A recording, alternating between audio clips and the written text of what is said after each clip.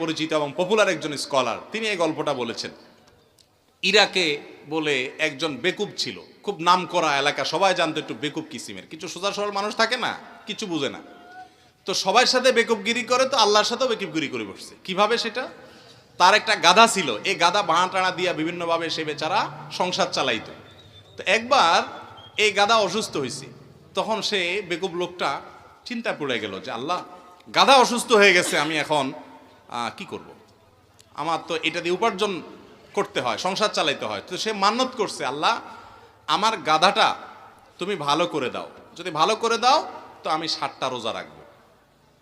তো আল্লাহ তাআলা তার গাধা ভালো করে দিয়েছেন, ভালো হয়ে গেছে আর কি। গাধা ভালো হওয়ার পরে সে 60টা রোজা রাখছে। রোজা রাখার পরে রোজাগুলো শেষ রাখা 8ম দিনে তার গাধা মরেই গেছে। এখন সে আল্লাহর উপরে খুব নারাজ হয়ে গেছে। নারাজ হয়ে বলে, আল্লাহ এটা কি হলো? আমি তো তোমার কথা ঠিক রাখছি,